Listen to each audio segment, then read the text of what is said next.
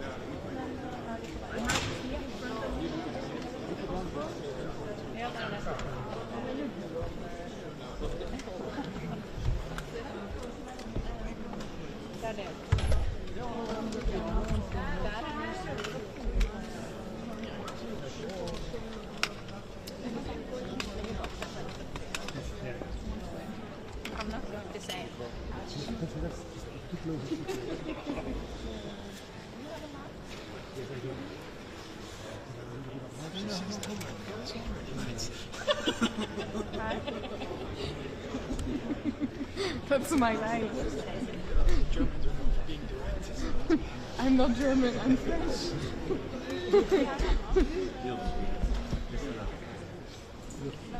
For German television working. Yeah. Wer ist das? So where you have the mic? Oh yeah.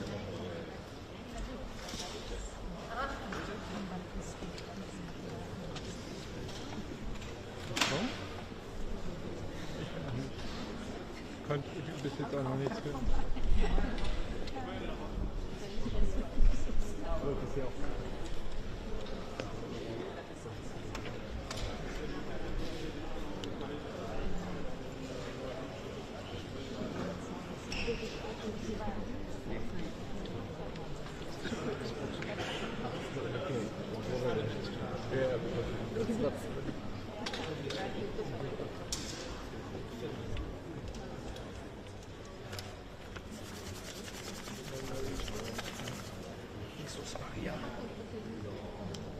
Die Sonne so hart an, aber ist so kalt.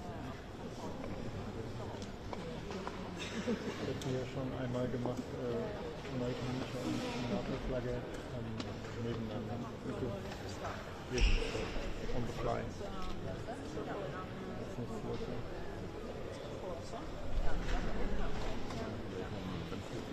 Ja, ja. Wird Zeit haben.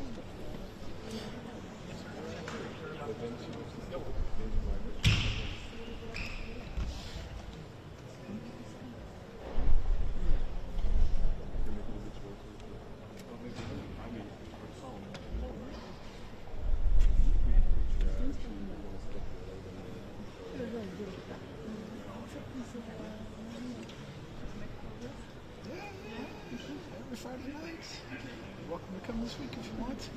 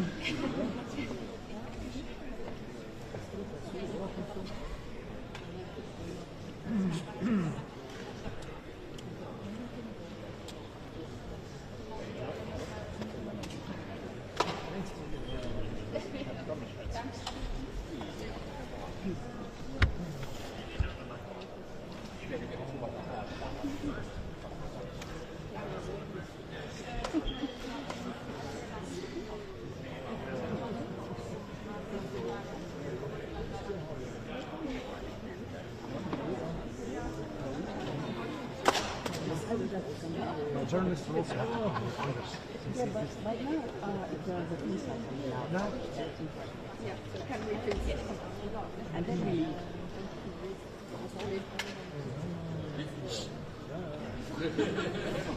It's Whitaker, right? Attention, attention. Ça va pas, c'est un homme. Is it Whitaker? Yeah. The bald guy is the ambassador.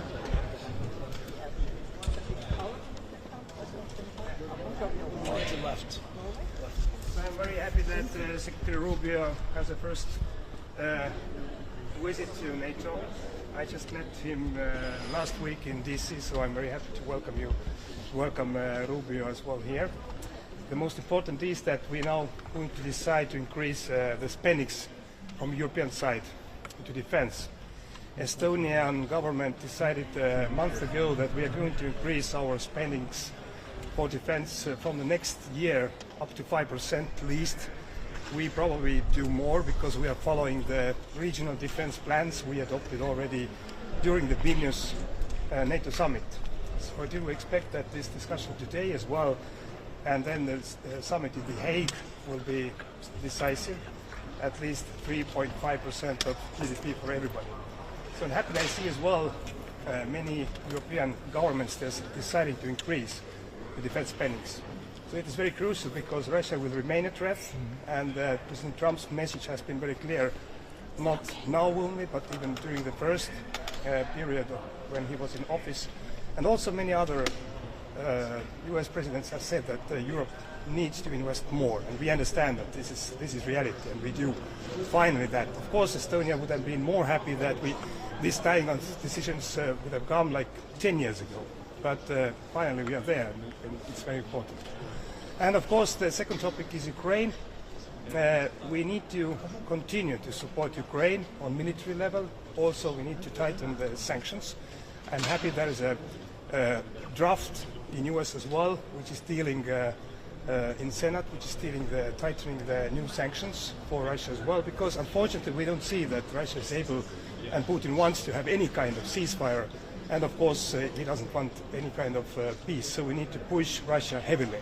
And at the same time, we need to give military support to Ukraine, that Ukraine can fight for our freedom and for their own freedom. Thank you very much. Minister, we have recently seen some leaks from signal chat groups from the US administration with some disrespectful comments about European allies. Why are the United States still a reliable ally? We have many comments. This is rhetoric, so we're living in a new era in the meaning of diplomacy. But the most important is to follow the facts and follow the behavior in real life. So I'm pretty sure, after meeting as well Secretary Rubio last week in DC, that the US is committed to Baltic states, the US is committed to NATO. But as I mentioned as well, we need to do our part. So let's not following every kind of comments, but let's do our job. And most important job is to ensure that Europe is able to defend. Thank you. Minister, how important is it for your country, but also for NATO's defense plans, to get to know exactly from Secretary Rubio in which ways and to what extent the US may be reducing its role in Europe? I'm pretty sure that the transatlantic bond is very strong. So it's in interest of Europe and also in US that NATO is a strong alliance. So we are going to discuss the European part. So how much more we can invest to our defense, and it is not because of President Trump, it's because of us.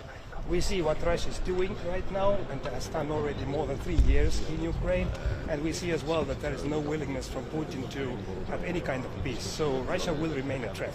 And we need to take seriously as well the Trump administration that they have said very clearly.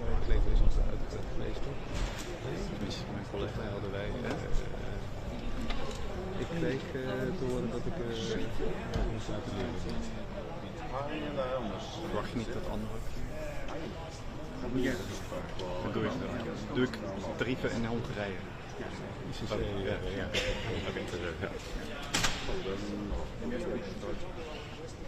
Laat harder werken in jullie nodig.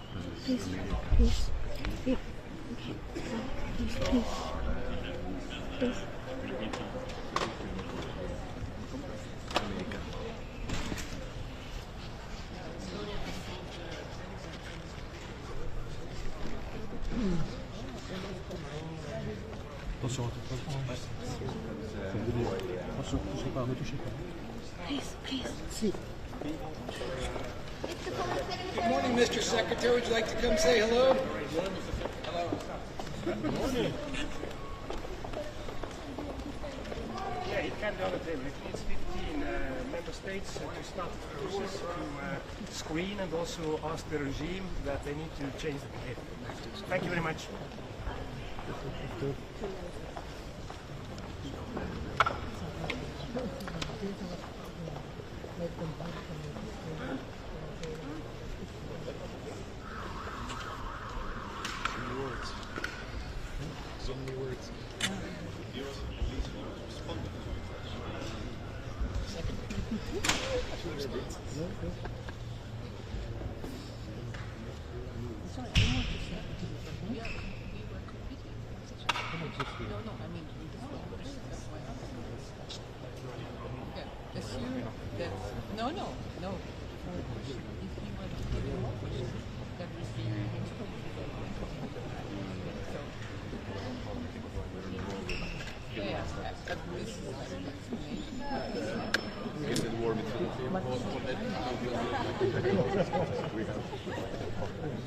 You have an island? You have an island?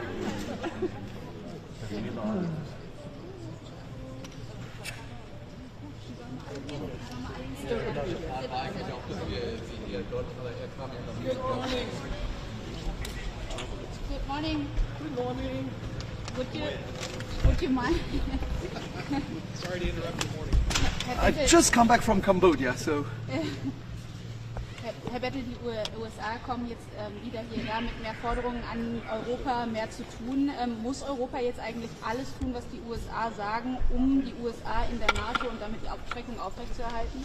Also es sind viele verschiedene Messagen, die wir bekommen. Ich glaube, heute Morgen wird es mal zuerst ein Moment der Wahrheit sein. Was will Amerika überhaupt noch mit Europa zu tun haben? Sollen wir weiter zusammenarbeiten? Das ist mein Wunsch. Auch wenn es ein bisschen komplizierter ist, auf jeden Fall, dass wir gemeinsam sehen, dass wir einen gemeinsamen Feind haben, das ist Russland. Und Amerika soll nicht Europa als Feind sehen. Wir waren Partner, wir sind Partner und wir sollen auch Partner bleiben. Und wir haben nichts, also Amerika entscheidet nicht, was Europa zu tun hat, aber Europa entscheidet auch nicht, was Amerika zu machen haben. Und wir sollen nur sehen, wo wir auch was Gemeinsames Besseres machen können. Ich bin der Überzeugung, dass jetzt mit den Tariffs am Ende des Tages der amerikanische Mittelschichtbürger es bezahlen wird. Und der hat gestimmt für Trump, indem er geglaubt hat, dass er die Inflation besiegen wird. Und das wird Gegenteil. Es wird Inflation in Amerika kommen. Also ich bin bestimmt kein Nobelpreis in der Wirtschaft. Aber wenn jeder Tariffs bekommt, dann wird nachher der Konsument diese Tariffs bezahlen. Und das ist nicht im Sinne weder von uns noch von den Amerikanischen. Also, aber ich hoffe, dass wir gemeinsam einen Nenner finden und dass wir auch sehen, dass es noch Gemeinsamkeiten gibt. Und das wäre meine Hoffnung. Inwiefern sind die USA noch ein vertrauenswürdiger Verbündeter, nachdem wir jetzt in diesem Signal der US-Regierung durchaus respektlose Kommentare gegenüber den Europäern gegeben haben? Wir sehen, dass nichts garantiert ist und dass das, was wir geglaubt haben, dass wir blind vertrauen können, nicht da ist. Wir müssen pragmatisch sein. Wir sehen, dass es dass mögliche Positionen ändern können. Aber das, was heute richtig ist, kann morgen wieder falsch sein. Das muss man auch wissen. Und ich glaube, dass wir einfach pragmatisch gehen müssen. Ich habe es einmal in Polen gesagt, wenn wir zu schwach sind, werden wir gefressen. Und wenn wir nicht diskutieren, dann werden wir getötet. Also am liebsten ist es schon Stärke zu zeigen, aber Stärke heißt nicht, keine Kompromisse zu suchen. Aber man muss schon, wir sind doch auch nicht die Blöde in der Geschichte ist, wenn wir Strafen, weil es sind doch Strafen, es sind keine Tariffs, es sind Strafen, die man bezahlen soll, dann soll man nicht nur zugucken, aber man muss auch reagieren. Und das, was ich schade finde, ist, dass nachher nur der amerikanische und der europäische Konsument diesen Ärger bezahlen muss, weil das heißt, dass alles steigt und auch die Wirtschaftsprognosen für Amerika. Also es sind dann vielleicht jetzt Betriebe, die in Europa sind oder in China sind, die dann in Europa bauen müssen, aber wenn es dann nachher amerikanische Betriebe gibt, die dann in Europa bauen müssen, damit sie den Stempel Made in USA oder Made in Europe bekommen, um dann keine Tariffs zu bekommen, bringt keinem was. Bei Handelsfragen ist Europa vielleicht, hat den USA noch was entgegenzusetzen, aber im Militärischen ist Europa ja sehr abhängig von den USA. Was hat Europa da? Ja, aber wir sollen nicht abhängig sein. Wir sind immer abhängig bei allem. Wir haben es gesehen beim russischen Gas, wir haben es gesehen bei der Covid-Situation. Wir sind immer abhängig. Ich glaube, Europa muss man auch einmal sich bewusst sein, dass wir auch selbst abhängig sein müssen. Wir können nicht immer auf die anderen zählen. Es ist wie ein Paar. Es gibt auch Scheidungen. Auch wenn es bei der Flitterwoche immer alles gut geht, bei der Hochzeit alles gut geht, gibt es auch Momente, wo es nicht so gut geht. Und dann ist schon wichtig, dass jeder auch seine Zukunft aufgebaut hat. Und ich will jetzt nicht sagen, dass ich dass es Scheidung kommen soll, aber es gibt im Moment Konfliktpotenzial und dann muss man auch als Europäische Union nicht nur mit dem Finger im Mund da sein, aber auch sehen, wie wir Energie, wie wir wirtschaftlich, wie wir militärisch, wir haben dann einen gemeinsamen Feind, das ist Russland und wir sollen nicht die Geschichte frisch schreiben, es ist nicht die Ukraine, die Russland angegriffen hat, es ist Russland, die Ukraine angegriffen haben und wir haben heute eine gemeinsame Gefahr in Europa und auch weltweit, das ist Russland und das muss sogar ein kleines Kind verstehen können. Tschüss!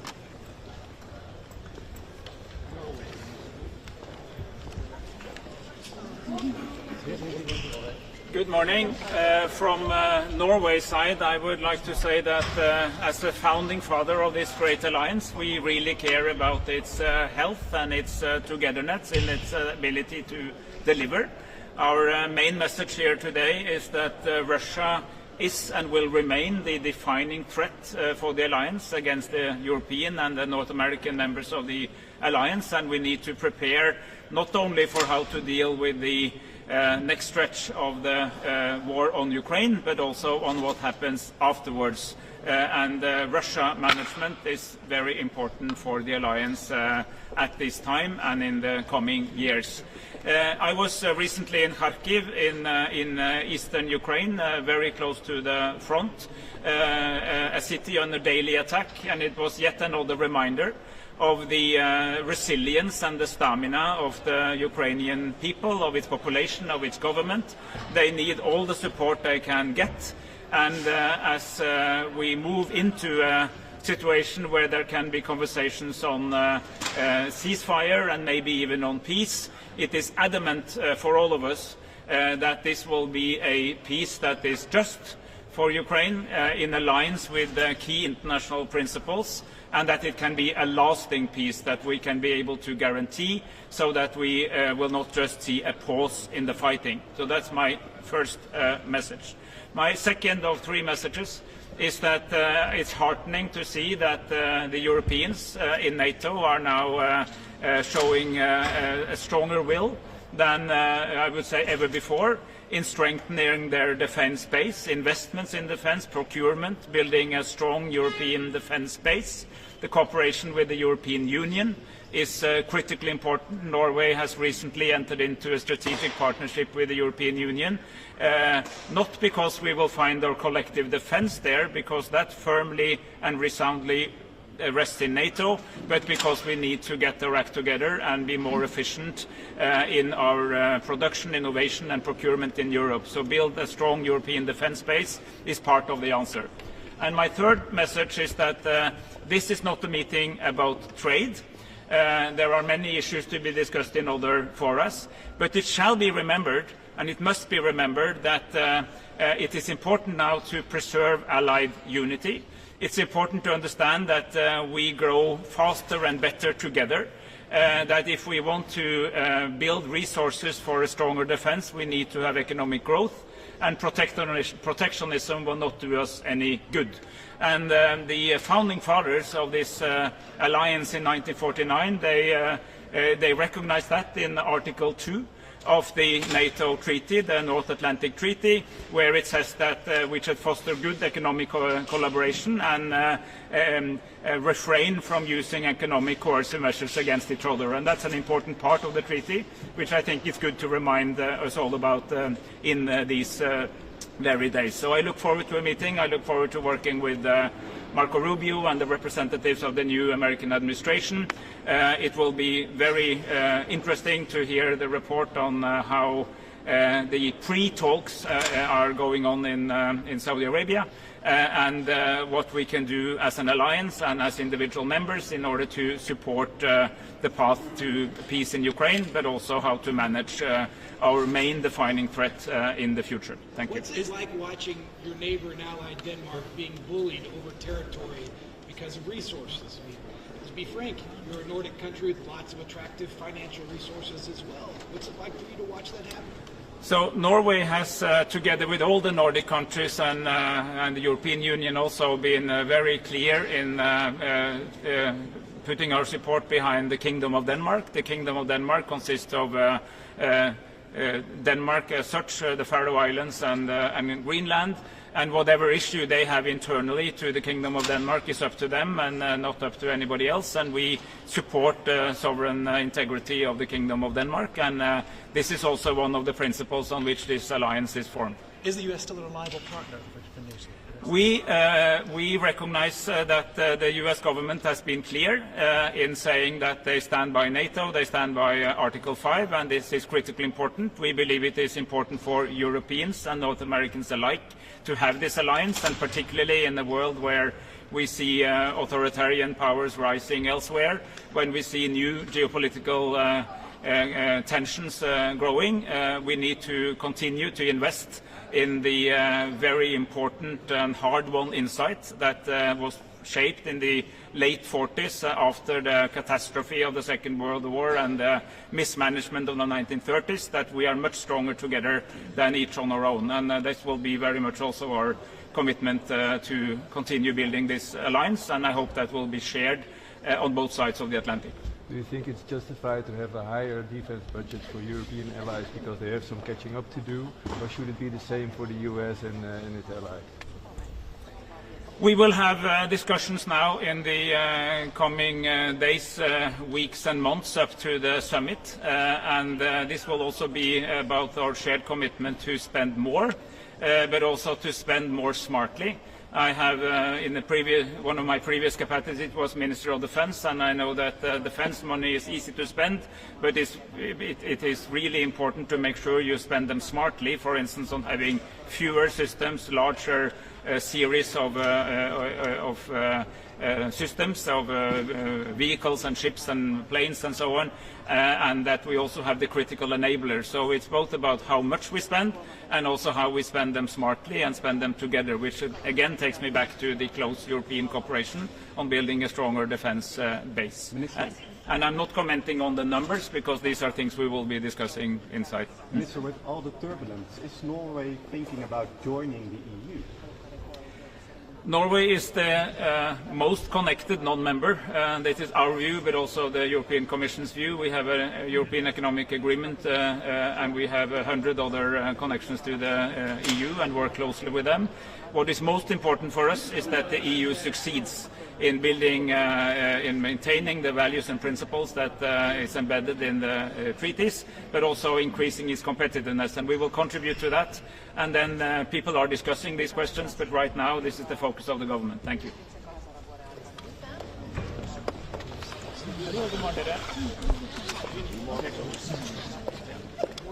Good morning. Good morning from Slovenia. I will come there also, yes. Very good morning. I'm looking forward to today's discussion with our allies and also with Secretary of State, Mr. Rubio. It will be the first opportunity that we are sitting together at the table. So we have to prepare well for our June summit in Hague. I'm also looking forward that we will discuss with our Indo-Pacific partners. We have a lot of common challenges, Euro-Atlantic partnership and the security challenges that we are all faced. When it comes to Ukraine, I wish to repeat that we are supporting all the efforts for a ceasefire, for a permanent, just and lasting peace for Ukraine based on international law and the UN Charter. And this is even more important for Slovenia as a non-permanent member state in the Security Council. I also would like to stress that discussing with our partners, meaning that we wish to discuss about our common challenges, our security, our deterrence, and what more we can do together. I will also focus on the Western Balkan, which is our direct neighborhood. We are following the developments in Serbia and Bosnia and Herzegovina, the elections in Kosovo, and we need to be engaged in this part of the region. So looking forward to today's discussion, also that we have a strong and most important partner with the European Union that will be at the table with Kaja Kallas, and Ukraine that has a very privileged partnership with the NATO-Ukraine Council that we will meet tonight also with the Ukrainian Foreign Minister Sybiha.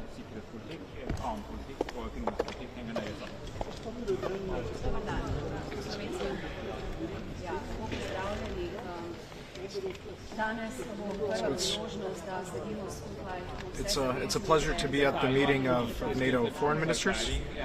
What has changed significantly since our last meeting months ago is the role of the new Trump administration in bringing a new dynamic to the peace agenda, and this is something that must have our support.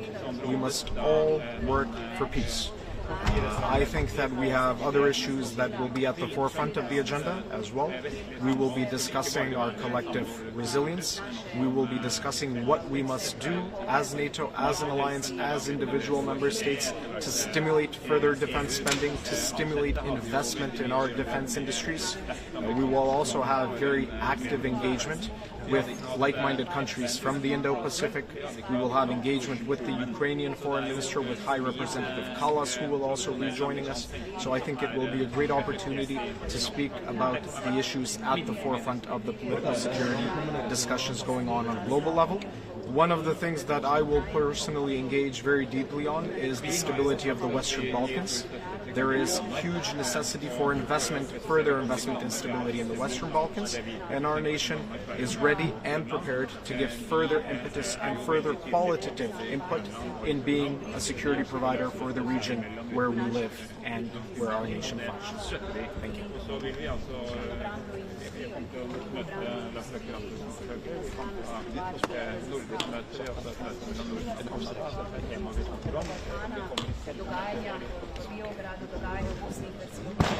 Finland will come over here next.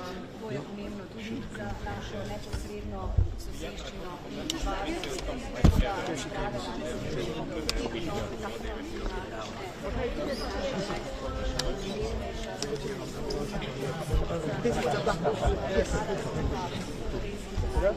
Very good morning, everyone. Three clear messages from Finland. Well, first of all, Europe is back, Europe is capable, and we are definitely delivering on our promise to better take care of our own defense and deterrence as part of the alliance. Second, the transatlantic bond is very, very strong. It's firm, and we are on both sides of the Atlantic committing to it. And third, the peace initiatives around Ukraine are more than welcome, and we applaud President Trump's project of achieving just and lasting peace in Ukraine. And we know that the strategy that both Europe and the US and Canada have had over the course of the past 3 years, when Russia has been waging its war of aggression, has been exactly the right one. The strategy has been to strengthen Ukraine and to weaken Russia, and this is exactly the course of action we should be continuing also in this situation, because we do see that it is only Russia who at the moment is not willing to lay down its arms. Now, I want to also pay tribute to the deceased 4 US soldiers in Lithuania. In Europe, we are so grateful for the American presence on our continent, and it is more than crucial that we just keep on increasing our common deterrence and defense also on this continent, because the threat we are facing as a transatlantic alliance is the same, and it is Russia and it's the autocrats around the world. And finally, this week Finland has made significant decisions to ramp up its own defense and deterrence as part of the NATO alliance. We will be raising our defense expenditure to at least 3%, and that doesn't even count our conscription-based army. So Finland is there, net contributing to the well-being of our peoples on both sides of the Atlantic. You mentioned how important the US is in the alliance and for Europe's security. Do you trust them to stay within the alliance and to keep the promise of keeping the alliance safe? We trust the United States, and we have no reason to believe whatsoever that the US would be withdrawing from the alliance. On the very contrary, I think it is exactly the right thing to do, that Europe better also invests into its own defense and deterrence. And for instance, the decisions that Germany has made recently across so many member states in the recent weeks and months, this is exactly the right course of action. But we have recently seen some very disrespectful comments about European allies and signal check from the US administration. What do you make of that? Is the US really such a trustworthy and reliable ally? Of course we trust the United States, no question about that. But at the same time, it's now very much time also for Europe to take care of its own homework. And we are on the right track here.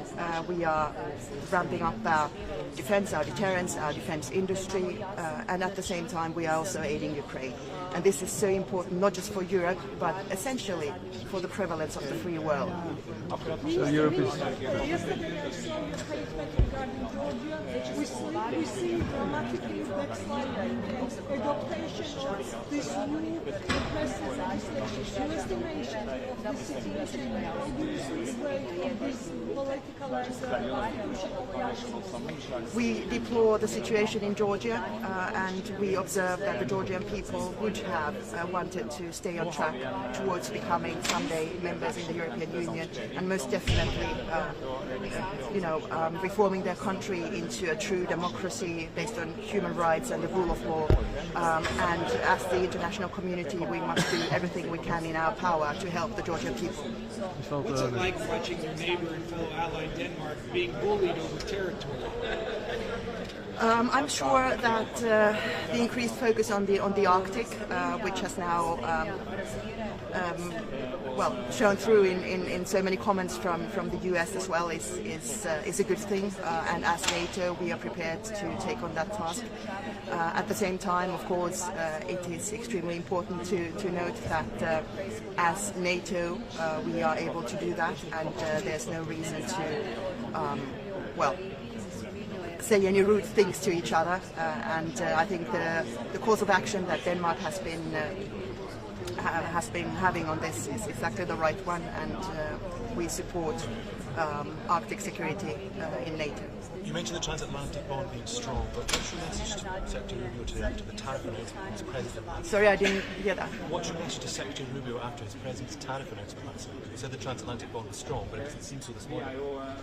See, I think this opening by President Trump is hopefully just the starter for the negotiations, and I so hope that this will lead to a situation where we will have less trade barriers within the Atlantic, within the alliance, because it doesn't make really any sense whatsoever to hinder the invisible hand from working, because if we look at it, the reason that the United States is the most prosperous and the most powerful country in the world today, it is due to the market economy and its open borders towards the rest of the world.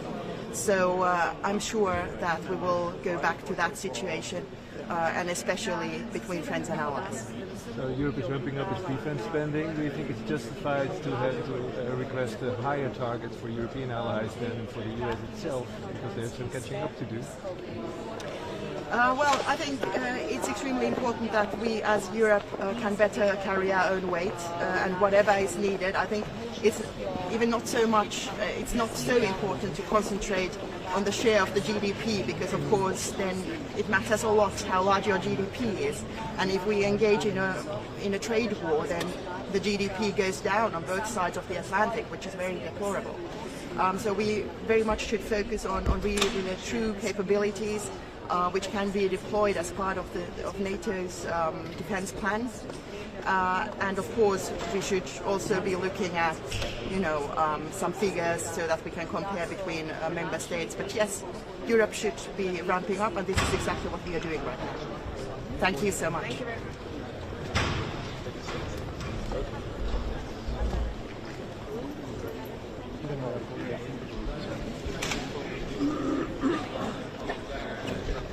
Goedemorgen, minister. Ja. Misschien eerst maar even het debuut van opnieuw een Amerikaanse minister. De vorige die dropte hier nogal wat bombshells. Verwacht u hetzelfde of beschouwt u Rubio meer als een van de adults in the room? Ja, ik kijk uit naar het ontmoeten van Secretary of State Rubio. Hier voor de eerst in de NAVO-bijeenkomst bijwoont. Amerika is gewoon een hele belangrijke speler in de NAVO. Iedereen begrijpt dat. Dus ik kijk uit naar hem te ontmoeten en naar wat hij te melden heeft. Dus zei secretaris Hexet bijvoorbeeld dat Europa zijn eigen conventionele verdediging zou moeten gaan verzorgen. Zou het goed zijn als zijn collega Rubio daar ook wat meer duidelijkheid over verschaft, over het tijdkader daarvoor bijvoorbeeld? Ja, hoe dan ook merken we op allerlei niveaus waarmee we de Amerikanen spreken dat zij echt verwachten dat Europa veel meer de eigen broek ophoudt voor de eigen veiligheid en meer verantwoordelijkheid voor de eigen omgeving neemt.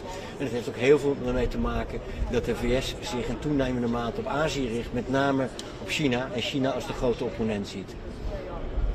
Ik weet dat ook veel discussie op natuurlijk over het defensiebudget. Europa moet dat verhogen, maar de Amerikanen zelf zouden buiten schot blijven. Kunt u zich voorstellen dat er een hoger target wordt gevraagd van de Europeanen dan van de Amerikanen? Nou, wat ik in ieder geval zie is dat als Europese NAVO-landen de Europese pijler binnen de NAVO versneld moeten versterken. Dat is echt een noodzaak. Ik vind ook dat we niet moeten wachten op de uitkomst van de NAVO-top om het gesprek ook in Nederland aan te gaan over het verhogen van de defensiebestedingen. Dat zal echt stevig omhoog moeten, willen we onze afschrikking op orde krijgen. Kijk, er staan niet morgen Russische soldaten bij Hengelo, maar het is wel zo dat we de afschrikking komende jaren versneld op orde moeten brengen als Europese landen. Willen we voorkomen dat Poetin er ook maar aan denkt om richting NAVO-landen ook maar iets te proberen. Het is wel makkelijker om dat target te halen als de economie krimpt door een kleine handelsoorlog. Ja, wat zaak is, ik heb het wel eens eerder gezegd, is dat we het Europese concurrentievermogen, dat we dat versterken. Dat zie je ook al terug in het zogeheten het rapport van de heer Draghi eind vorig jaar, dat ook een geopolitieke dimensie heeft. Het Europese concurrentievermogen moet worden versterkt. De Europese economische groei is de afgelopen jaren vergeleken, niet alleen vergeleken bij Azië, maar ook vergeleken bij Amerika echt achtergebleven. Everyone is like officially underlined. De tarieven, Nederland en Amerika delen een eeuwenlange geschiedenis. Levert dit nu een deuk op in de relatie? Het is gewoon van belang dat we daar stevig als Europeanen een stevig antwoord op die tarieven gaan geven. Dat is ook echt op het Europese dek ligt dat. Want we hebben dus ook echt een gemeenschappelijke verantwoordelijkheid van Europa om hiermee om te gaan. En daar zal Europa zich stevig in verweren en dat weten de Amerikanen ook. Hoe kijkt u naar dat op het lijstje met al die landen in de wereld Rusland hierop te zetten? Nou, de handel tussen de VS en Rusland is heel night, more than 1 billion people woke up under the umbrella of NATO security, and that included 70 million Brits. But NATO will have to be fairer, it will have to ensure that it is more lethal in the years ahead and that it's stronger in the years ahead. And that means that we will have to increase spending, that we will have to produce more, and that we will have to deliver River War. And that's what we'll be discussing over the coming days. In the UK, we have committed to increase defending, and it's hugely important that all allies step up, particularly in Europe, over this next period. It is also the case that Russia continues to rain down bombs on Ukrainian families, on Ukrainian armed soldiers, and of course on Ukraine's infrastructure. And they are dragging out and obfuscating all efforts to negotiate. Putin, we see, and it's hugely important that NATO allies come together to place more economic pressure on Russia so that they respond and are responsive to the negotiation attempts that President Trump has set out. This is a consequential meeting for NATO foreign ministers. This is an extraordinary geopolitical moment, and it's hugely important that this most important of alliances in the 20th century and now at the beginning of the 21st century remains fit for purpose and remains the strongest alliance coming together to ensure the security not just of the family in the Atlantic but of much of the global community. Thank you very much indeed. I look forward to meeting him here, and I look forward to discussing matters with him here. I believe NATO is very important, not only for European allies and Canada, but also in the interest of the United States. European stability and European security is very important, I believe, also for the US in the end. Is the US still a reliable partner? Very disrespectful comments from the US administration in the leaked signal chat. How trustworthy, how reliable are the United States still as an ally? As the Netherlands is concerned, we believe that the US is an important ally. The US is a very important partner, both regarding European security and also the prosperity of Europe. And how do you think, how much does Europe need to do from what the US wants them to do in order to keep the US within the alliance? Because if I understand correctly, Europe is still reliant on the US. So do we have to do anything they want now? NATO stands as a robust political military alliance, including Article 5. That is clear, that has clearly been communicated at all levels by the US to us too. At the same time, what we see, of course, is that the US expects European allies to take more responsibility for their own security and for their own environment. That means that European allies, European NATO countries, rapidly have to strengthen the European pillar of NATO and have to increase their defense spending. Our defense spending in the Netherlands at this moment just above 2%, but we really expect that that in The Hague at the NATO summit in June, that we'll see an investment pledge that will be significantly higher. Yeah. Minister, thank you. Minister, one last question, if it's possible, about Georgia. Yesterday, Georgian Dream adopted the requested legislation, about this, and so how do you estimate this dramatic backsliding of Georgia now? I do believe that it is very concerning that there's such a backsliding taking place in Georgia. You've seen the declaration by the EU High Representative Mrs. Kallas and the European Commissioner for EU enlargement Mrs. Kos, also from the Netherlands as a key EU member state. We fully stand behind that. We're very concerned about the developments in Georgia, also because we see that such a large part of the Georgian population is pro-European, wants to strive towards this European horizon, and we want to encourage them to stand, to continue that stand. Which measures can be used? Very quickly. I'm here at the NATO ministerial meeting. This is not the opportunity to discuss such measures, but you've seen that as EU we've also taken steps regarding, for example, the visa requirement for Georgian diplomats. Thank you very much. Thank you.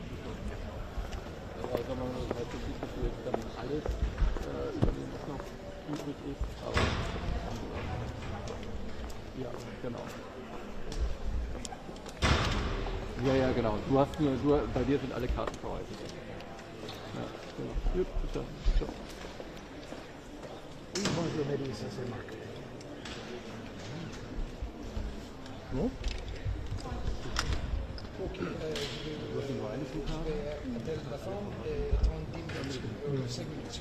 Okay?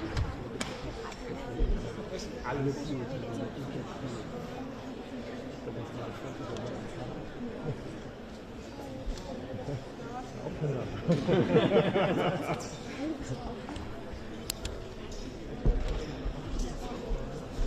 Warum?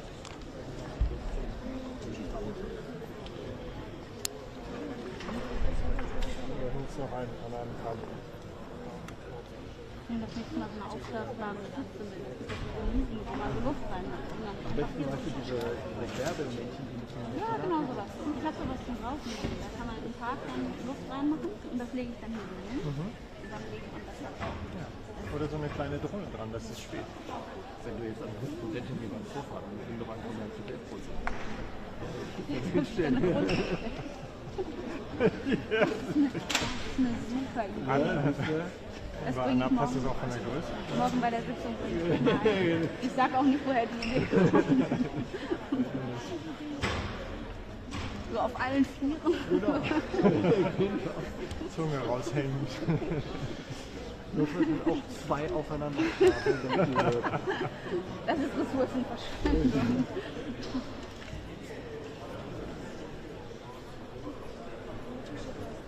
Aber das ist ja schon auch ein bisschen Folter, ne? Also die könnten das ja auch einfach noch weiter nach vorne stellen. Oder ist das dann zu schlecht? Wenn die Kamera dort haben, die Hauskamera. 就是我上面提了一下，后来发现这个东西太贵了，我在国内有想买一个，但是我没找着，在京东上，就好像是上万呢，人民币。不行，就这样的话就俩人来。走了，一看就过来了。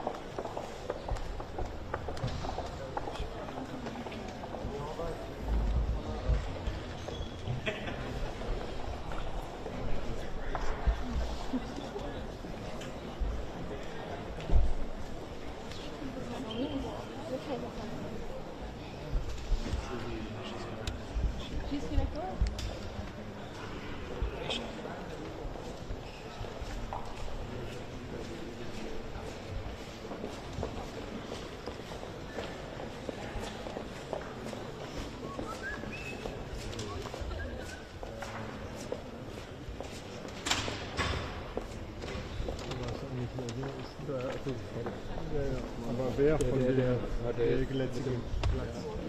Genau.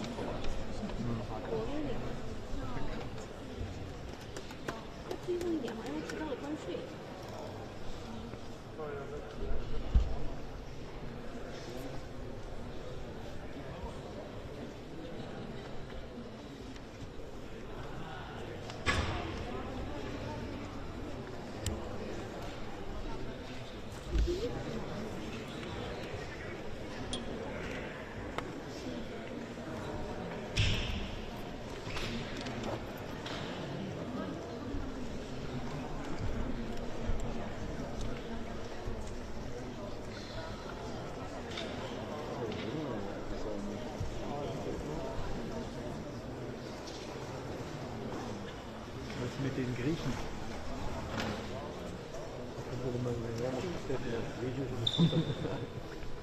Ja?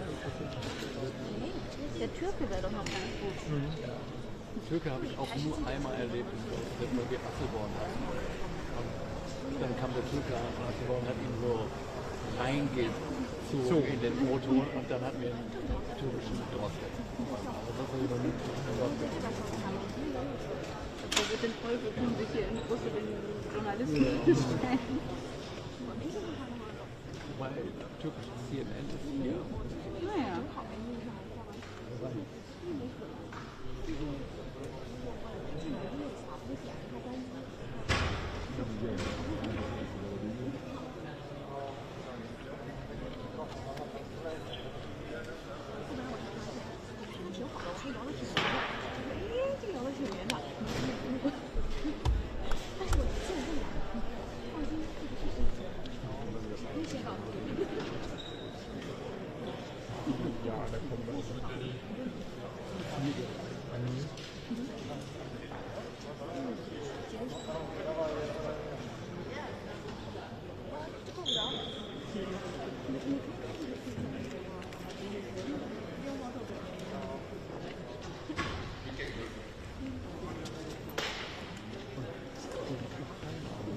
club, you can go. Huh? Okay.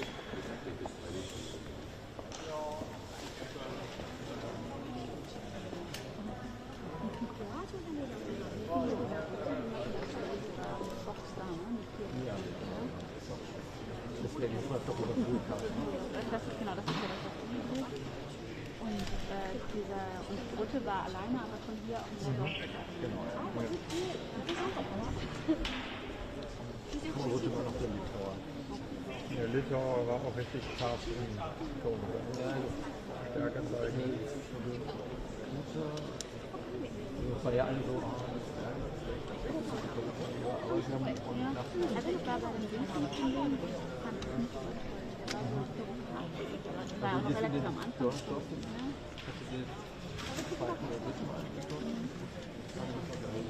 Die können ja nicht sagen, dass man die Position hat. Genau. Ja, auch bei der Zalando oder so war das auch. Macht ihr heute auch Zölle und NATO? Also ja, wir sind darauf eingestellt, orientiert sich auf AMG, also wir haben halt NATO und steigen für mich auch große Zölle. Kommt glaube ich erst am Nachmittag. Macht ihr das von hier oder auf Straße? Wir sind nur zu dritt mit einem kleinen Team.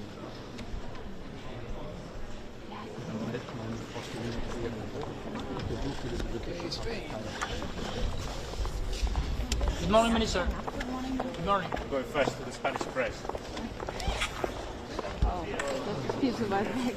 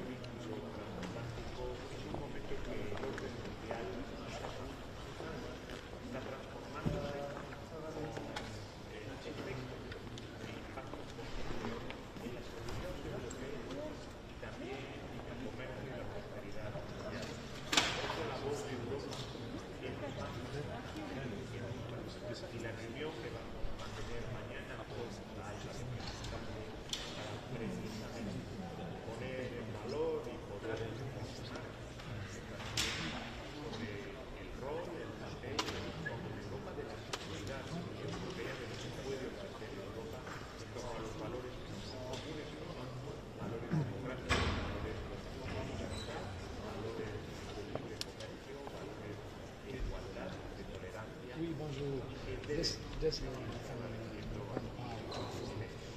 parce que ça a occupé le aussi. Et aujourd'hui, c'est souvent possible, oui, après 15h30, c'est possible ou demain en effet. Demain. Ok, demain, ok. Désolé, mais dites-moi le jour en avance et on peut organiser comme ça.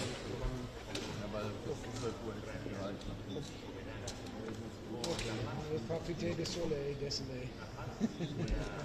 Ok, merci.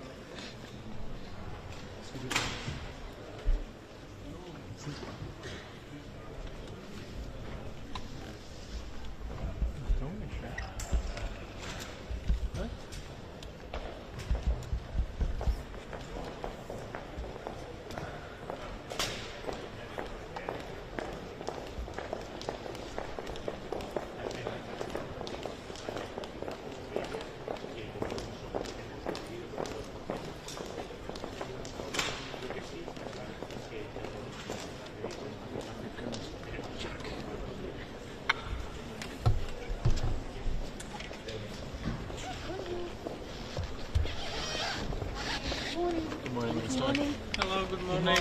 Good morning. I have a few points to make, so thank you very much for your attention. First of all, the ministerial is beginning. It's an important milestone in our security. I will be informing ministers about a few things. First of all, about the Czech munition initiative. The big thing is that we have been able to secure financing so that this initiative now have enough resources to provide ammunition on a monthly basis to Ukraine till September. It's thanks to a contribution by Canada, Norway, the Netherlands and Denmark. I would like to repeat that this initiative decreased the efficiency of Russian artillery by 500%. We have decreased the ratio from 1 to 10 to 1 to 2, and it's very important, and I would like to really thanks to all partners who contribute to this initiative, and of course we will be looking for more resources put into that. Last time I spoke before the NATO minister, I said that in year 2024 it was 100 acts of sabotages, including physical acts, cybersecurity acts, or information warfare against Europe by the Russian Federation. We have made a new number, it's 120 for year 2024, and we have registered 30 such actions against Europe for the first quarter of year 25. And also I would like to mention that yesterday it was the Czech government which decided that we are putting on a national Czech sanction list 2 individuals. One of them is GRU officer, Mr. Officer who was basically instructing citizen living in Czechia, Belarusian citizen, and she's also on a sanction list, and she was doing different kind of information operations inside the Czech Republic, and she was ruled to leave Czechia in 30 days. So I'm open to question. Is the US still a reliable partner? Sorry. Is the US still a reliable ally? Yes. What will be your message to Secretary of State Rubio? I will be addressing all ministers, and definitely I'm looking forward to greet him. Yeah.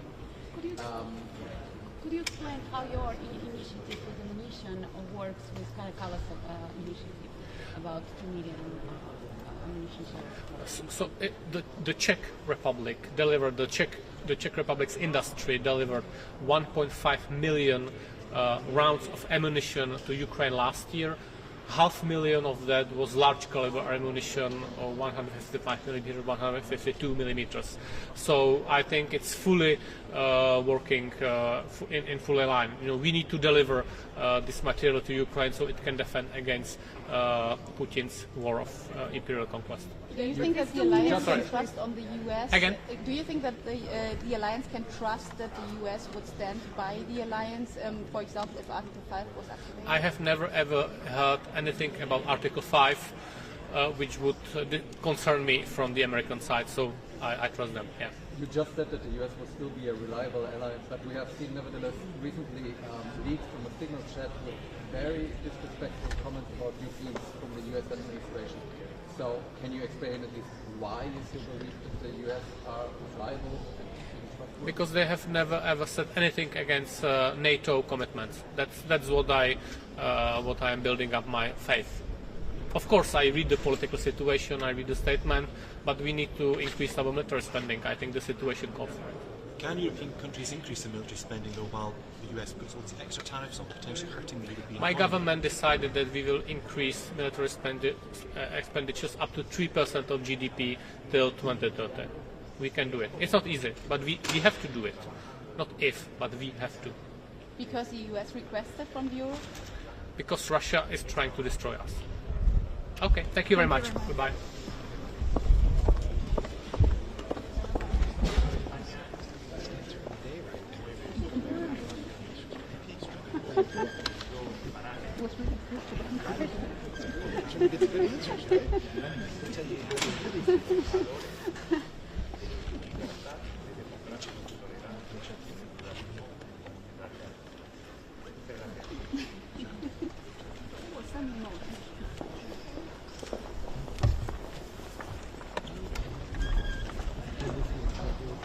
No, not at all.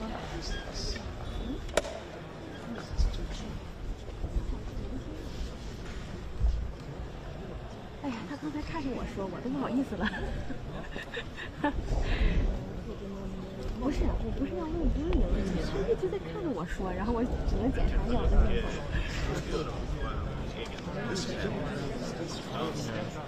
啊，多少钱呢？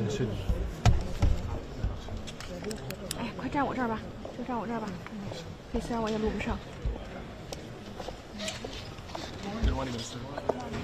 Hi. Good morning. Good to be here again. I look forward to meeting my colleagues, and I'm glad that our colleague from Ukraine, Andrii Sybiha, will be joining us to give us an update on the situation on the ground. And support to Ukraine is crucial at this moment, as Sweden just delivered its 19th military support package, which is our biggest so far, and I urge my colleagues to do even more. It is about our common security. I also look forward to the discussion on increased target on defence spending. Sweden has doubled its defence spending in 4 years, and we're ready to do a lot more. And finally, I look forward to the meeting also with the Indo-Pacific countries. I believe that our security is becoming more and more interlinked, and I think that the clearest example of this is that we have the presence of North Korean troops also in Russia. Thank you very much. Is the US still a reliable partner? Excuse me? Is the US still a reliable partner? Yes, US is a very reliable partner. I have a very good discussion with my colleague Marco Rubio, and he very much appreciates what Sweden is doing on defense spending, and of course expects Europe to do more, and I think that is the only way to act at this moment. But they have been very clear to that commitment to NATO and also Article 5. What's it like watching your neighbor and ally Denmark being bullied over territory? Well, of course, we support Denmark in every way, and the future of Denmark and Greenland only belongs to the Danish and the Greenlanders. Thank you.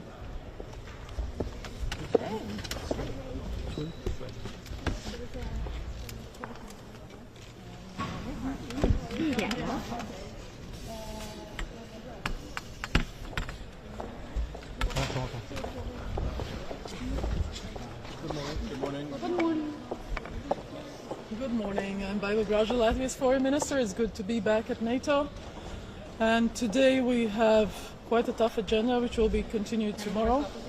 The main issue for us is obviously strengthening NATO, strengthening transatlantic bond, making sure that the deterrence defense of NATO is as viable as it has been for 76, 77 years. Tomorrow is NATO's birthday, so a big day, I think, for all of us. For NATO, it's pretty straightforward. The KPI of success is keeping peace and security that NATO has been able to keep for 76 years among allied nations, and for the protection of 1 billion citizens. We are stronger than ever. Sweden and Finland has been fully integrated, both in military terms in NATO, 32 allies strongly together. US commitment unshakable. I look forward seeing Secretary Rubio again. We were in Washington last week for a serious conversation. We'll continue it here. Support to Ukraine, to self-defense of Ukraine, is a second priority for us. So we look forward discussing with Minister Sybiha how we can best support Ukraine's legitimate self-defense. And of course, Indo-Pacific partners are as important as ever for all of us, because the challenges to global security don't limit themselves to the US or Europe. It's not just Euro-Atlantic security. We are all connected. We see it in the war in Ukraine, but we see it in cyberspace. We see it in coercive behavior by China in the Indo-Pacific. So all those challenges to us as states, but also to our citizens, are important. But also they are prominently on the minds of our citizens, so they need to be addressed. China, of course, is a systemic challenge, while Russia is the most direct and significant threat to Euro-Atlantic security. So terrorism as important to our citizens, so all those issues will be covered in these meetings. Is the US still a reliable partner? And what Sorry. We have seen disrespectful comments about European allies made by US officials in a leaked signal chat. Why do you still believe the United States are a reliable and trustworthy ally? Because they are. I mean, we all use sometimes rhetoric that not necessarily reflects the actuality of relationships that we have. Having friends for America is as important as for Europeans having strong friends and having those relationships. In Latvia, we are pretty straightforward. We spent currently 3.7% of GDP for defense. We spent on top of that, about 1% for supporting Ukraine. Quarter of that is military assistance. But we also invest a lot of resources in internal security, which is another big part, and strengthening the eastern border of NATO and the EU. We do that because we take security seriously. And of course, when we see that others don't, there are countries that don't even reach 2%, we ask, we feel we are paying also for your security. That's not okay. So we actually support US calls for more defense spending from those European allies that don't step up. You say you are talking about friends, but there's a war like at the border of Europe, and the US wants Europe to like take care of their own security and also about the peacekeeping in Ukraine all by itself. So how does that feel? Like doesn't like the US let you alone there? It's much more complicated than that. So I mean, I understand your comments, but it's more nuanced than that. The interest of keeping peace and security, it's a common interest. There is no difference between the US and Europeans or Canadians and Europeans that peace for the whole Euro-Atlantic area is extremely important. And throughout NATO's history, we have seen different stages of how we have responded to various situations. Participate in a certain operation or not, because the threat is against Euro-Atlantic security. As you said, the war is in Europe. So quite clearly, Europeans need to step up, maintaining very close transatlantic bonds, understanding US assessments, where China features much more prominently than in European assessments. So that is a reality, and we have always been able to cover those differences. So there are differences of opinion. It's about how we manage them, and we have always been able to manage them. So we'll be able to manage them also this time. What assurances did you get from Secretary Rubio about the US's future in the alliance? And it's not only Secretary Rubio. Across the board, it's pretty straightforward that commitment to NATO is unshakable. NATO should become stronger, more lethal, more united. And again, defense spending prominently comes up that there is a requirement to finance the defense plans that we have, finance the force structure, finance capabilities that are indicated in those defense plans that allies are not delivering. So it's not just abstract percentages, it's for concrete defense plans, for concrete capabilities that we all need. Thank you.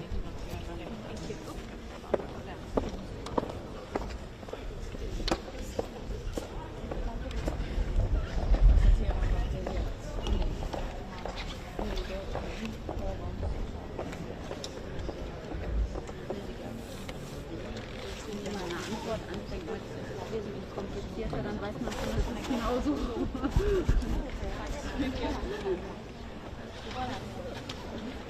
Ich glaube halt nicht nur das, was von der Zeit ist. Wie dumm alles.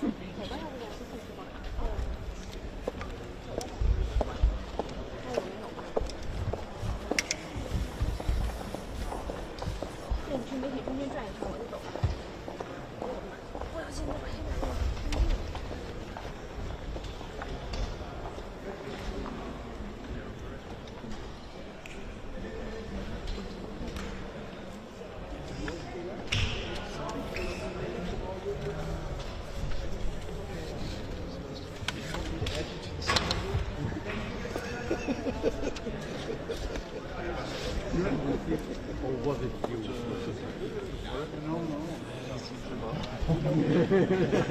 It's a bit pepper in the soup. You were already thinking that you were, oh damn, it's like in 2-3 weeks.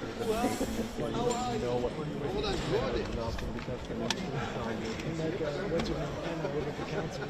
you went subtracting people from the signal group all the time.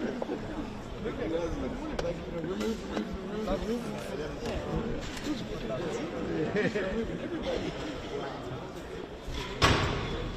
I don't know how.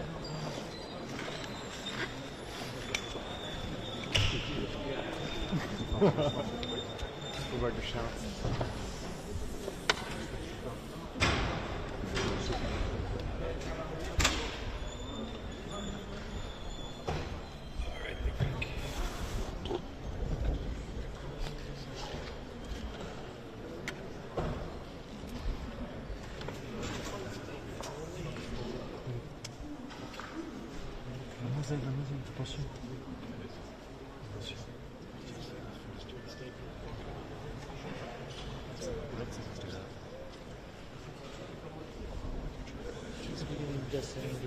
Probably, yeah.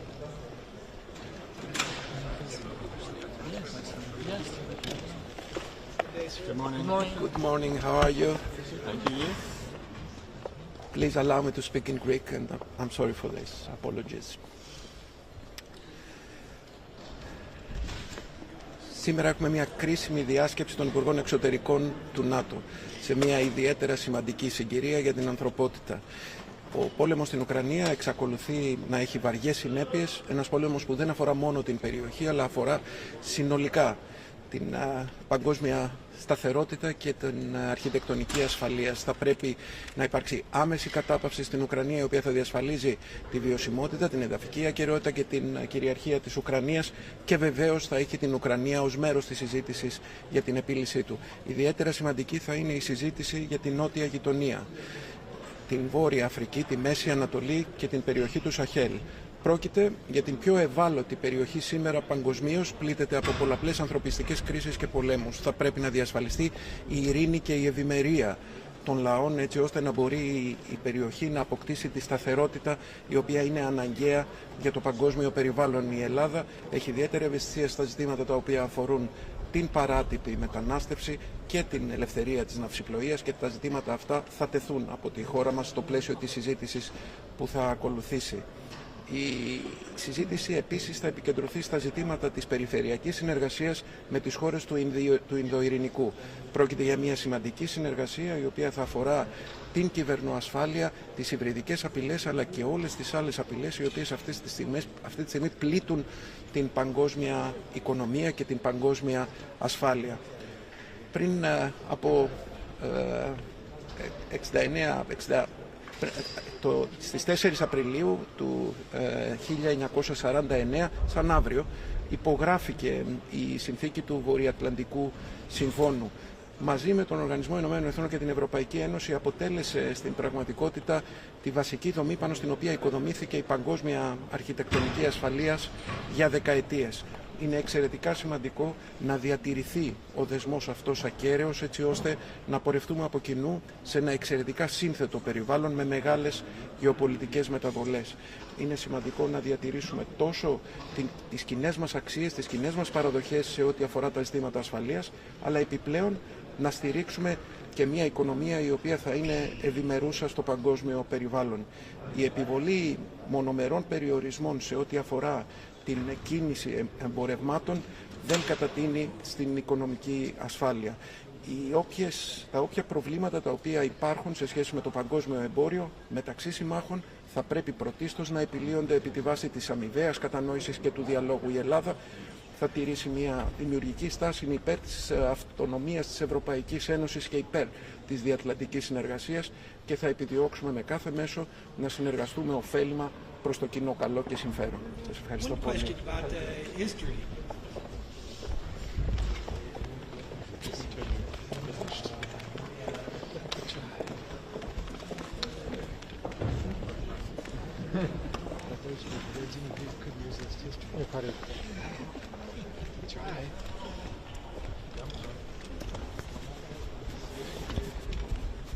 Greece and Turkey.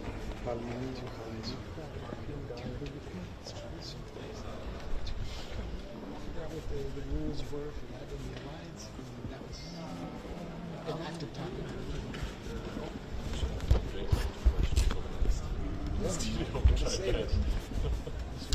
Juhu!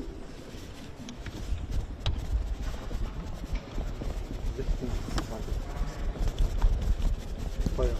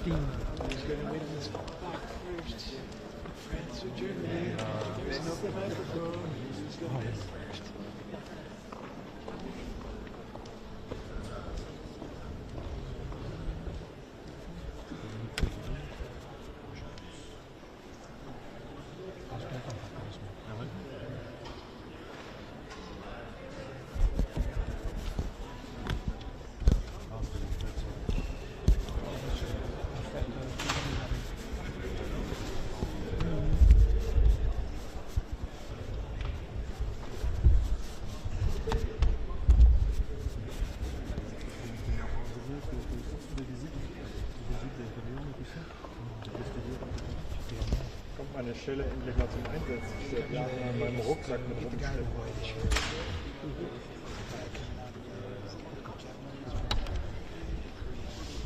Könnte auch einen Karabiner dran machen.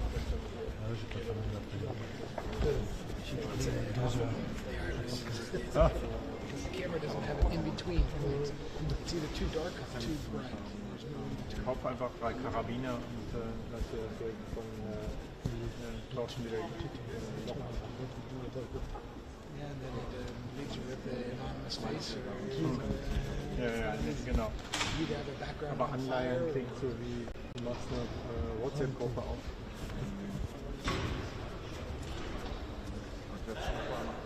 Ja.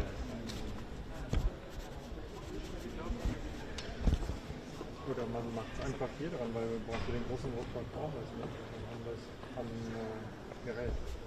Brauchen wir nur einen.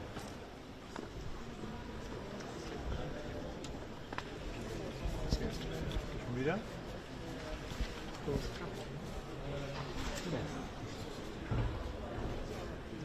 Die zicken sich immer weiter nach vorne, oder? Ja, den Meter weiter vorne.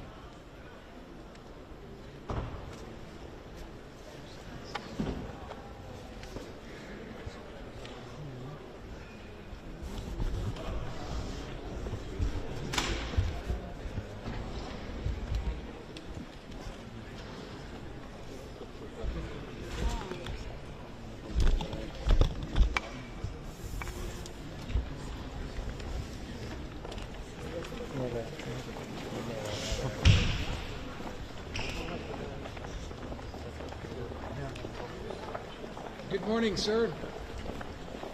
Good morning.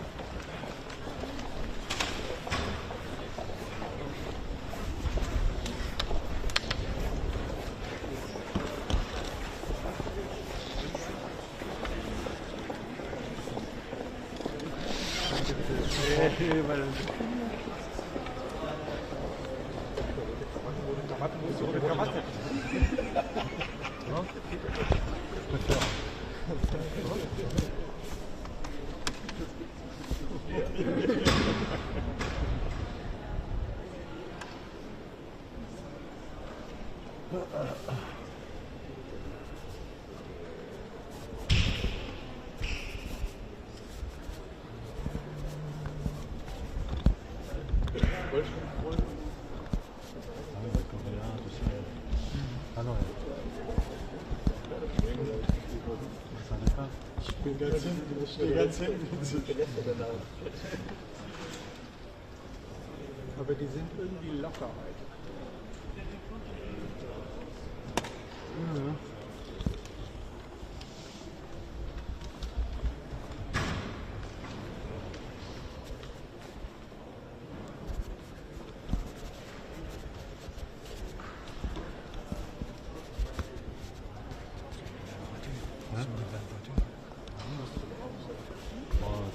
C'est bon, hein, pas tricher. Vous avez une voiture de Johnny? Il a fait une petite c'est dingue. Oui, il est là. Et regarde, il regarde.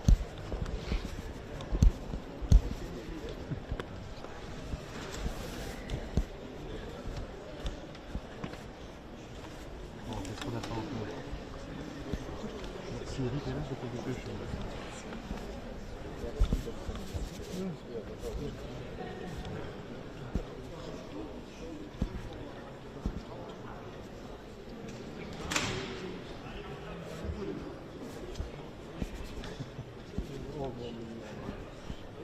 Schlimm.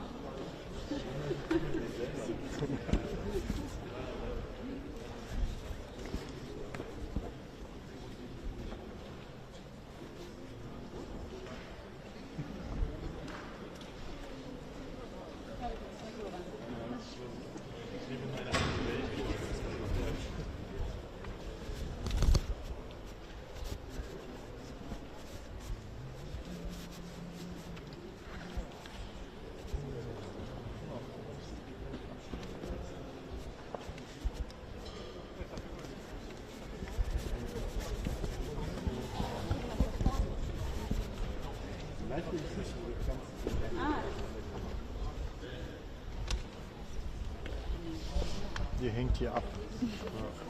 Chill.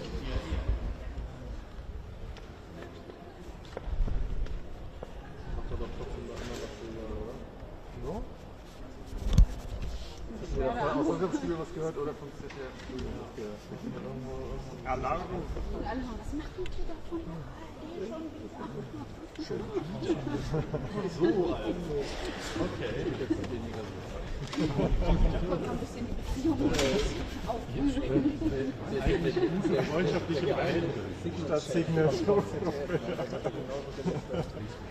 Isabel war bei den Vorfahrten, da können wir jetzt nicht mehr mit der ARD zusammenarbeiten. Schicken ja auch mal so ARD, Pause, Feuer.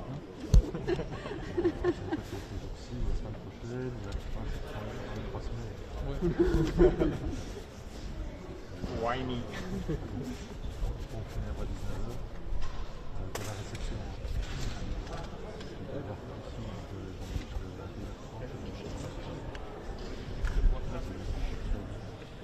Oui.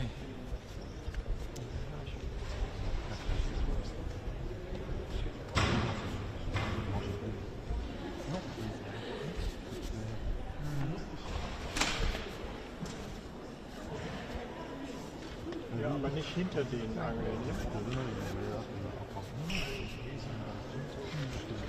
Oui, oui, oui. Tout sympa avec moi.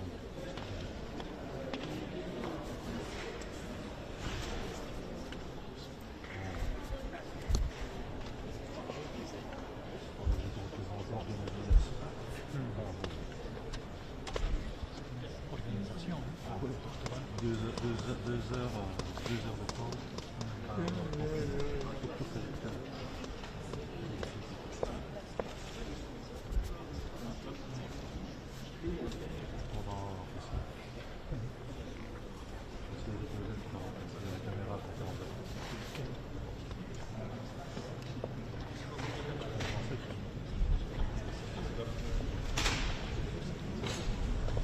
Okay, guten Job.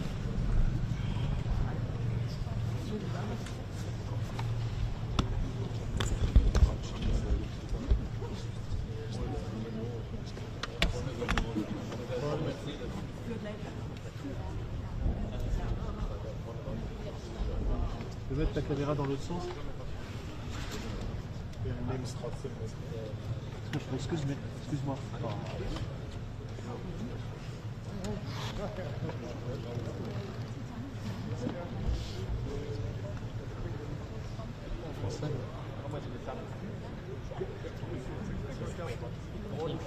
micro.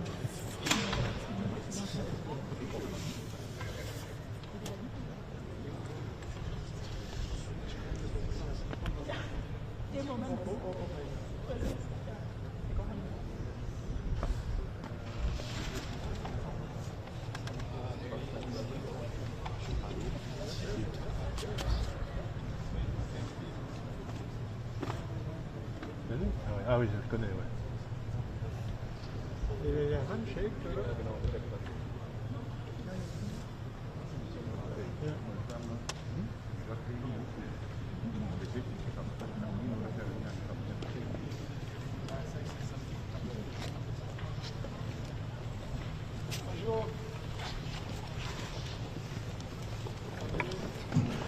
Good morning.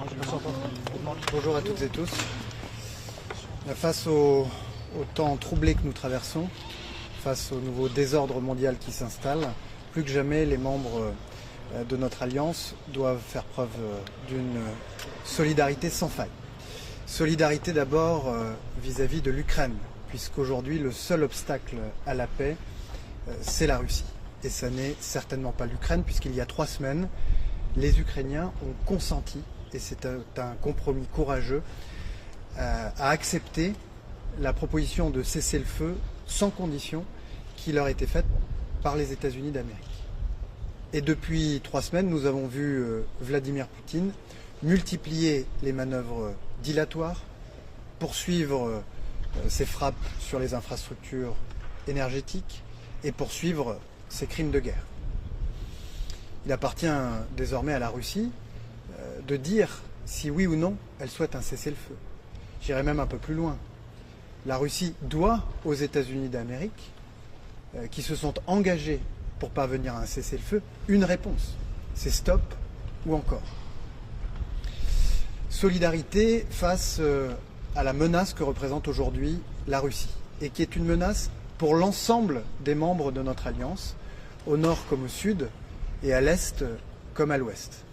D'abord parce que la Russie consacre aujourd'hui 10% de sa richesse nationale à son effort de guerre, 40% de son budget national à ses dépenses militaires, et que Vladimir Poutine a annoncé cette semaine une nouvelle conscription de 160 000 soldats, la plus importante depuis 14 ans. Et puis ensuite parce que Vladimir Poutine a choisi délibérément d'installer la menace dans le champ nucléaire, avec une révision de la doctrine, avec un partenariat renforcé avec les puissances proliférantes comme l'Iran ou la Corée du Nord, et puis avec l'utilisation inédite de cette menace comme un moyen d'intimidation au service de sa guerre d'agression russe en Ukraine. Dans ce contexte, les efforts menés par la France et le Royaume-Uni doivent permettre un sursaut dans le soutien à l'Ukraine, et nous avons annoncé par la voix du président de la République jeudi dernier à Paris, aux côtés du président Zelensky, un nouvel effort de 2 milliards d'euros soutien à la résistance ukrainienne.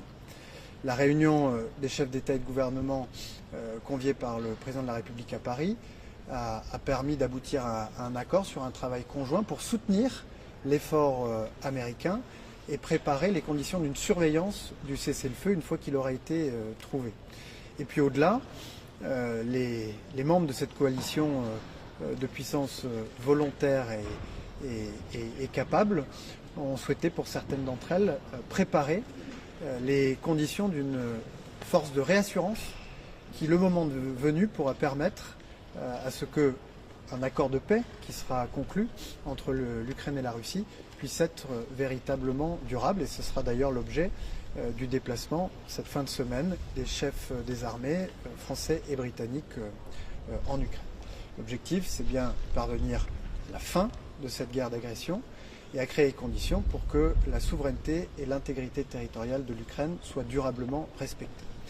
J'ajoute d'ailleurs que le respect de l'intégrité territoriale et de la souveraineté vaut pour l'Ukraine comme pour l'ensemble des pays de notre alliance et de leurs territoires ultramarins. Les frontières de l'Europe ne sont pas négociables. L'intégrité territoriale et la souveraineté des pays de l'Alliance ne le sont pas davantage. Solidarité, je le disais, sur le développement du pilier européen de l'OTAN. Le moment est venu de le développer. Nous y sommes prêts. Nous y sommes d'ailleurs invités par nos partenaires américains.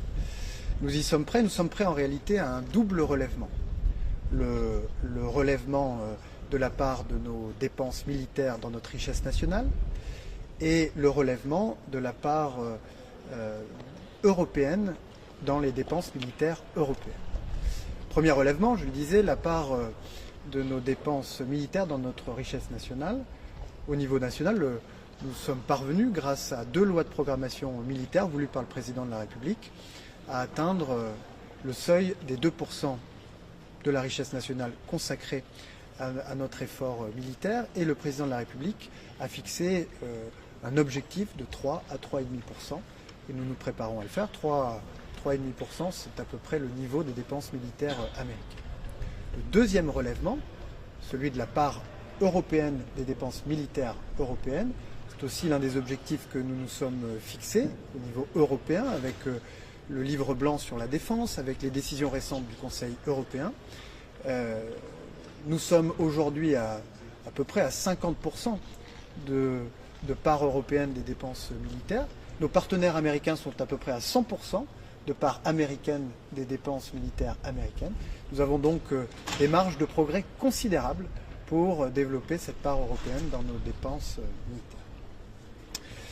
Solidarité, je le disais, sans faille, qui est requise aujourd'hui de la part de tous les membres de l'Alliance.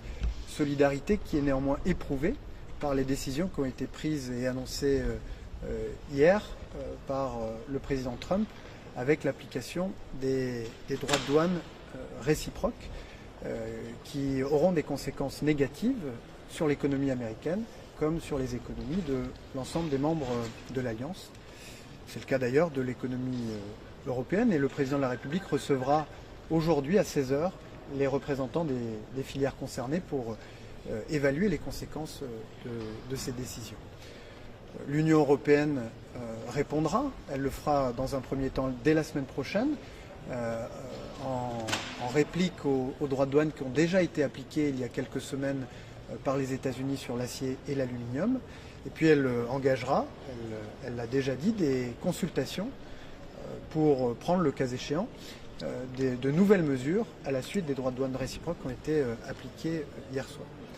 Comme l'a rappelé la présidente de la Commission européenne, l'Europe dispose de tous les moyens pour protéger les Européens, leurs intérêts et leur prospérité.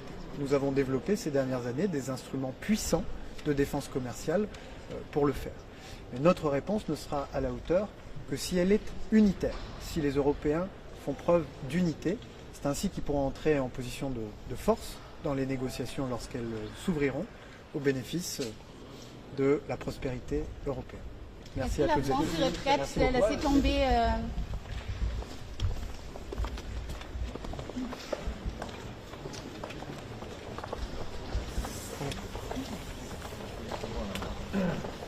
Ja, dat kan.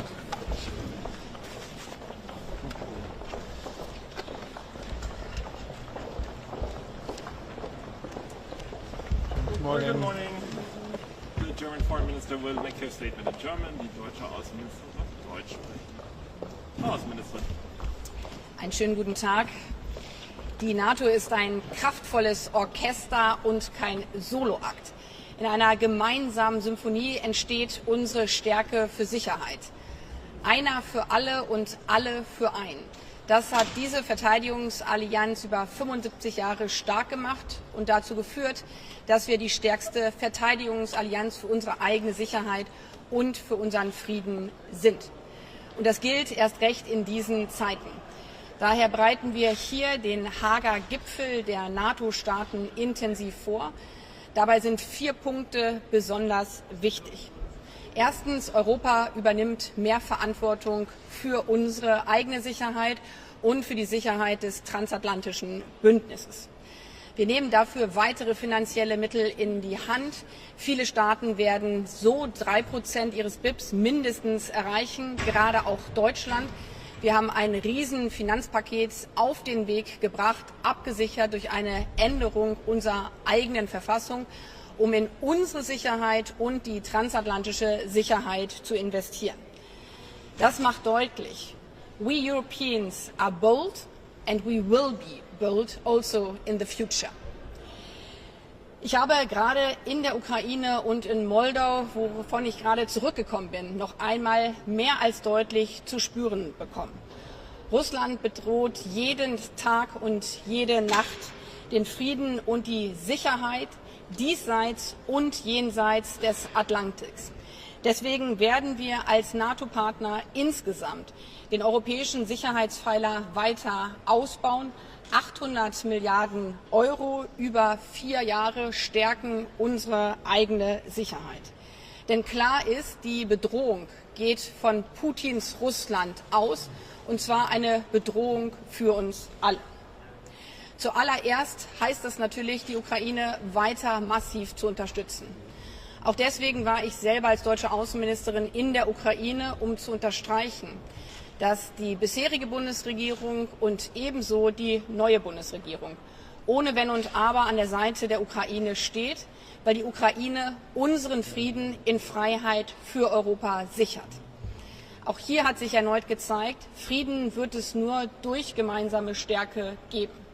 Daher haben wir zusätzlich zu den Investitionen in die europäische Sicherheit als Europäer in den letzten 3 Monaten weitere 20 Milliarden Euro für die Sicherheit und Stärkung der Ukraine auf den Weg gebracht.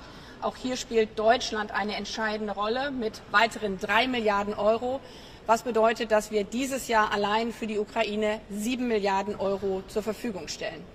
Und wieder gilt, das ist nicht nur allein für die Unterstützung der Ukraine, sondern zur Friedenssicherung unseres europäischen Kontinents.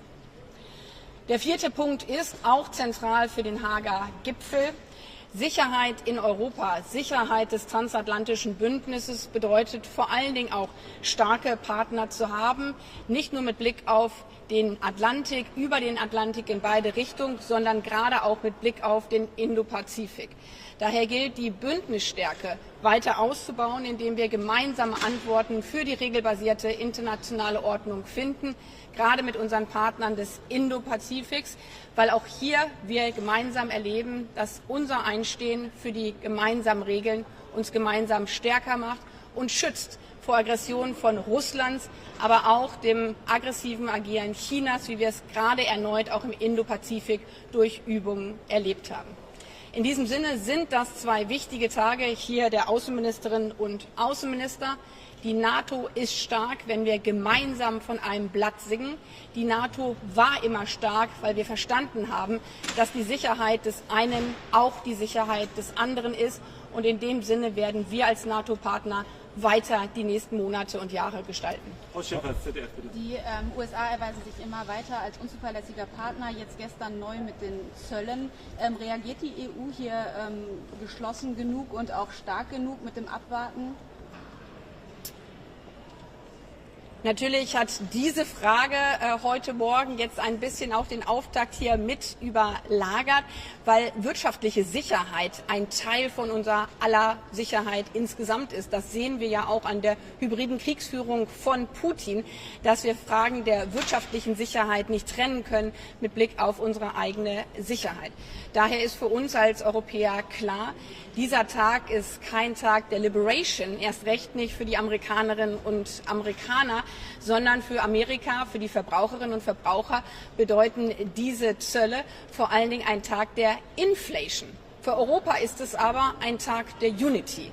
Wir haben in den letzten Jahren gezeigt, dass unsere Stärke in unserer Geschlossenheit liegt. Wir haben uns daher auch im Rahmen unserer europäischen Sicherheitsstrategien, auch der deutschen Sicherheitsstrategie, genau mit der Frage wirtschaftliche Resilienz auseinandergesetzt. Eigentlich in Form der China-Strategie eine Toolbox entwickelt, wie wir auf Zwangsmaßnahmen anderer reagieren können, wenn Maßnahmen ergriffen werden, die sich gegen unsere eigenen europäischen wirtschaftlichen Interessen, gegen unsere Arbeitsplätze richten. Dabei haben wir immer deutlich gemacht, dass wir keine weiteren Handelskonflikte wollen. Es dient der Wirtschaft und damit auch den Menschen, den Verbrauchern, den Unternehmen, eigentlich aller, wenn wir faire und freie Handelsbeziehungen haben. Daher haben wir auch gegenüber den Amerikanern in den letzten Wochen deutlich gemacht, wir sind für Gespräche immer offen. Wir wollen keinen Handelskrieg. Es ist aber richtig, dass die Kommissionspräsidentin heute genauso deutlich gesagt hat, wir Europäer schützen unseren europäischen Binnenmarkt.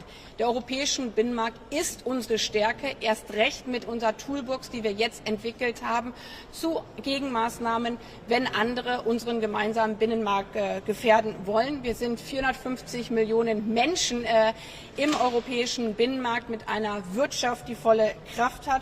Und das bedeutet, wenn nötig, werden wir diese Instrumente nutzen.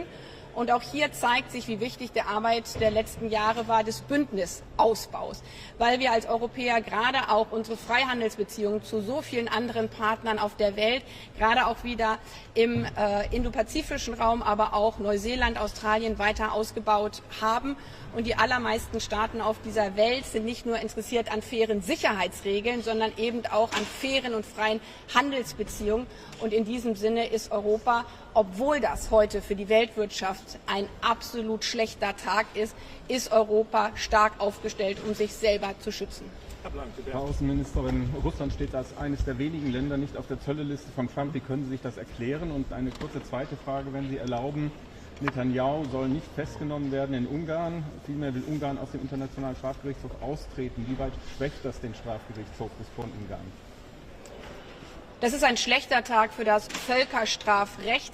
Europa hat auch hier klare Regeln, die für alle EU-Mitglieder gelten. Und das ist das Rom-Statut. Ich habe immer wieder deutlich gemacht, in Europa steht niemand über dem Recht. Und das gilt für alle Bereiche des Rechts. Mit Blick auf die Liste. Sie ist sehr interessant zu lesen. Da erfährt man auch von Inseln, die McDonalds-Inseln, wo auch Zölle verhangen werden. Andere Staaten stehen nicht drauf. Wir konzentrieren auf uns. Wir machen deutlich, wir schützen europäische Interessen von Verbraucherinnen und Verbrauchern, von der Wirtschaft. Wir wollen keinen Handelskrieg, sondern wir wollen eine faire und freie Weltwirtschaft. Und offensichtlich gibt es viele, viele andere Länder, die das genauso sehen wie wir. Vielen herzlichen Dank. Noch eine Frage.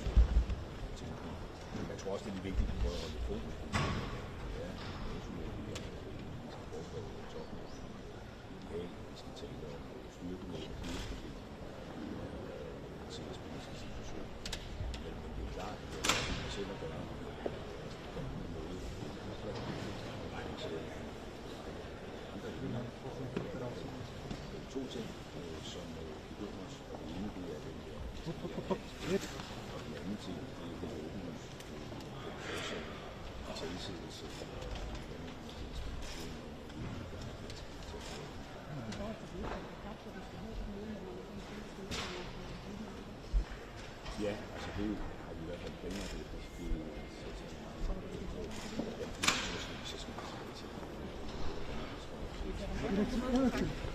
Minister Rasmussen, very quickly for international media, just on Greenland. It's okay.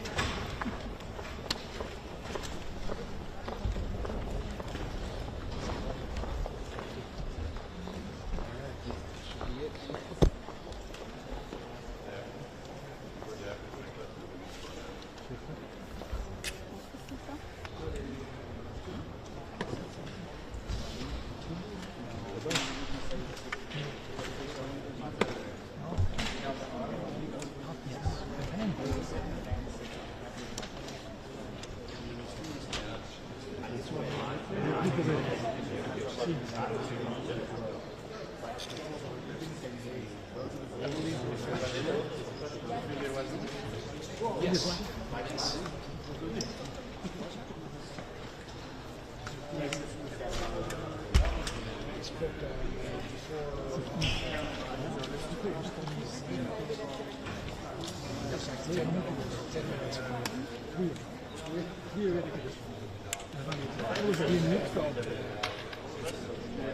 Dennoch habe ich bis in 2 Jahren.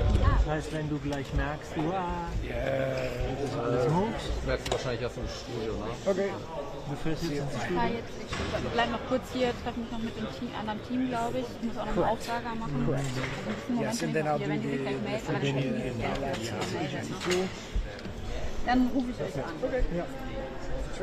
Herzlichen Dank, es war schön, mal wieder Vorfahrt zu machen, ganz besonders mit euch. Ein bisschen mehr vorgelesen. Ciao, ciao. Dann lasse ich den noch oben an und mache nochmal einmal Fleisch. Muss ich noch Pad oder den Rucksack da lassen, wenn ich die Flagge noch mache.